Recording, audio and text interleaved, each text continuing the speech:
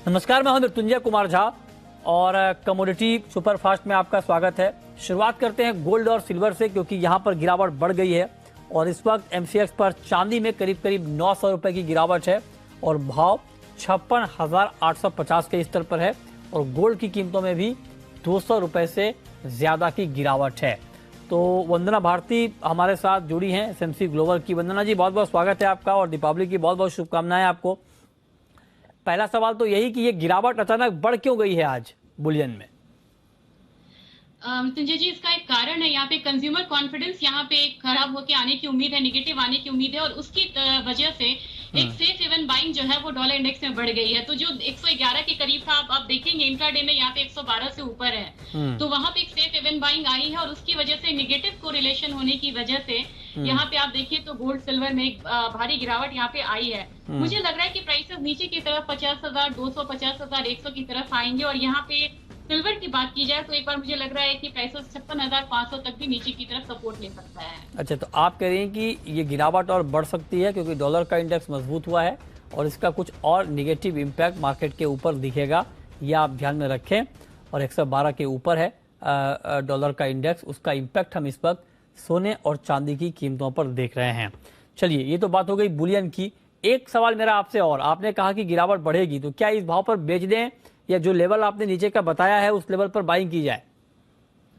मुझे लग रहा है शॉर्ट टर्म के लिए बेचना चाहिए यहाँ पे मृत्युंजय जी। और एक बार ध्यान में रखना होगा कि कल जिस तरीके से थोड़ा सा छुट्टी का माहौल है तो इंट्राडे पोजीशन ही रखिए, इसको कैरी फॉरवर्ड ना करें।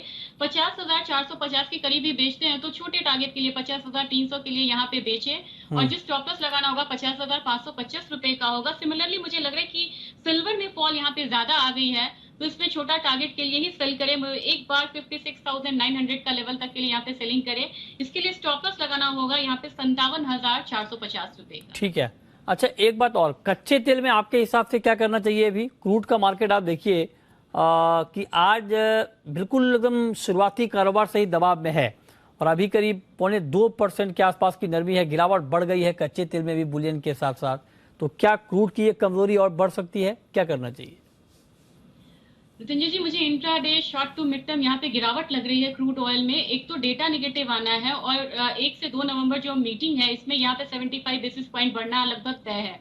तो मेरे ख्याल से नेगेटिव फैक्टर है ये क्रूड के लिए और यहाँ पे सेलिंग साइड में ही रहना चाहिए। 6930 के लेवल पे एक बार सेलिंग करनी चाहिए। 6800 का टारगेट होगा यहाँ पे। स्टॉप लॉस यहाँ पे होगा 7000 का। लेकिन थोड़ा सा शॉर्ट टर्म जाए तो मुझे लग रहा है कि क्रूड ऑयल एक बार हो सकता है कि 6500 लेवल भी यहाँ पे टच करे, तो यहाँ पे सेलेक्ट हाई की स्ट्रेटजी अपनानी चाहिए। ठीक है। अच्छा, नेचुरल गैस में तेज गिरावट के बाद एक रिकवरी आई है, लेकिन रिकवरी बहुत ज्यादा नहीं है, 1.5% के आसपास की तेजी है। तो एनजी में आज के लिए आपका व्यू क्या है, क्या करना चाहिए? एनजी में शार्प फॉल आया यहाँ पे मृत्युंजय जी। मुझे लग रहा है यहाँ पे कि एक बेस बनाना चाहिए और अक्टूबर और नवंबर कॉन्ट्रैक्ट में देखिए गैप भी काफी है।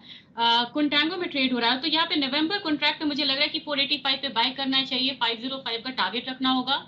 स्टॉप लॉस 475 का यहाँ पे लगाना सही रहेगा और इस काउंटर में मुझे लग रहा है कि अब एक रिकवरी दिखनी चाहिए। ओके, अब आते हैं मेटल में। और मेटल में आप देखिए गिरावट बढ़ती हुई दिख रही है। ऑलमोस्ट 2.5-3% के आसपास की गिरावट एमसीएक्स पर जिंक में है। 266 के नीचे आ गया है जिंक। बाकी मेटल भी दबाव में है, सुस्ती है, डिमांड का कंसर्न मार्केट के ऊपर साफ तौर पर दिख रहा है। डॉलर रिकवर हो गया, उसका भी नेगेटिव इम्पैक्ट है। तो आज के लिए जिंक में क्या किया जाए वंदना जी? मुझे लग रहा है नवंबर कॉन्ट्रैक्ट में इसमें भी सेलिंग प्रेशर ही यहाँ पे दिख रहा है और सेलिंग साइड ही रहना चाहिए। तो अक्टूबर नहीं नवंबर कॉन्ट्रैक्ट में मैं यहाँ पे सलाह देना चाहूंगी। वॉल्यूम शिफ्ट हो चुका है। 271 से 270 का एक रेंज रहेगा जहाँ पे सेलिंग करनी चाहिए। थोड़ा सा यहाँ मैं टारगेट बढ़ाना चाहूंगी।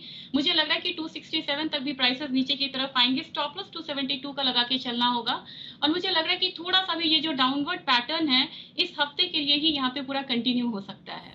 ओके, ठीक है। तो आप कह रहे हैं कि जिंक में ये गिरावट और बढ़ सकती है। तो क्या ये माना जाए कि जिंक के साथ साथ एल्युमिनियम में भी कमजोरी बढ़ेगी? जी मृत्युंजय जी, एल्यूमिनियम क्रूड ऑयल से काफी स्ट्रांगली कोरिलेटेड है यहाँ पे पॉजिटिवली और क्रूड में भी यहाँ पे गिरावट है, जिंक में भी यहाँ पे गिरावट है। और एक चीज मुझे यहाँ पे लग रहा है कि फेड की बैठक से पहले ही यहाँ पे कमोडिटी में एक रिएक्शन जो है वो एडवांस में आएगा यहाँ पे। उसकी वजह से मुझे लग रहा है कि एल्यूमिनियम भी सेल करना चाहिए। 195 के करीब सेलिंग इनिशिएट करें। 192 का टारगेट होगा। 196.5 का टारगेट होगा और ये भी नवंबर कॉन्ट्रैक्ट में मैं यहाँ पे सजेस्ट करना चाहूंगी। ठीक है, अब आते हैं एग्री में। एग्री में वैसे तो एक्शन की कमी है, लेकिन थोड़ी बहुत तेजी कुछ कुछ काउंटर में है। जैसे आप देख लें कि जीरे में थोड़ी सी तेजी है, करीब 85 रुपए के आसपास की। कैस्टर थोड़ा सा ऊपर है। तो क्या जीरे में 24,000 के आसपास बाइंग करना ठीक है? एट्रैक्टिव प्राइस आपको दिख रहा है ये जीरे का बाइंग के लिहाज से? जी, मुझे लग रहा है कि स्पाइसेस थोड़ा सा फ्लेवर बढ़ाया है यहाँ पे पोर्टफोलियो का, और आज के दिन भी थोड़ी सी जो बढ़त है वो जारी रहेगी। 24,050 का एक लेवल रहेगा जहाँ पे बाइंग करनी चाहिए। 24,300 तक मुझे लग रहा है कि प्राइसेस ऊपर की तरफ जा सकते हैं। 23,950 का एक स्टॉप लॉस यहाँ पे मेंटेन करना होगा, और थोड़ा सा शॉर्ट टू मिड टर्म भी मुझे लग रहा है कि जीरे में बाइंग जो है वो कंटिन्यू रहेगी, और आने वाले समय में 24,800 तक का जो प्राइसेस है वो इजीली यहाँ पे आता हुआ हम देख सकते हैं। ओके, ठीक है। अच्छा, कैस्टर में 30-32 रुपए की तेजी है, 7100 रुपए के ऊपर है भाव। यहाँ पर कोई स्ट्रेटेजी आपकी कैस्टर में?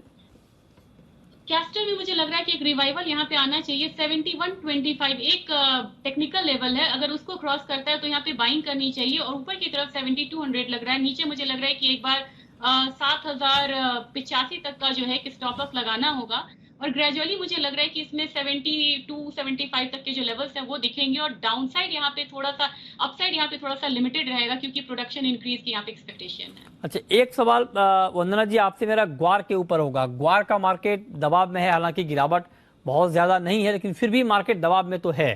तो ग्वार पर आपका नया आउटलुक? नवंबर वायदा में मुझे लग रहा है कि एक बार 4500 4550 के करीब फिर से ये एक सपोर्ट बनाएगा।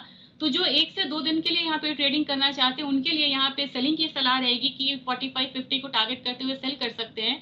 जो लेकिन यहाँ पे ट्रेडर हैं और उन्हें बाइंग करनी है वो करेक्शन का वेट करें। मुझे लग रहा है कि इस लेवल पे काफी अच्छी बाइंग आएगी, और अपसाइड जो रहेगा वो करीब यहाँ पे 4850 से 4900 तक का रहेगा। तो शॉर्ट टर्म में मुझे सेलिंग ही यहाँ पे लग रहा है मृत्युंजय जी, लेकिन थोड़ा सा मिड टर्म में लग रहा है कि रिवाइवल आना चाहिए। चलिए, बहुत शुक्रिया वंदना जी आपका जुड़ने के लिए और बताने के लिए कि आज के मार्केट में इस भाव पर किस तरह का ट्रेड आप ले सकते हैं।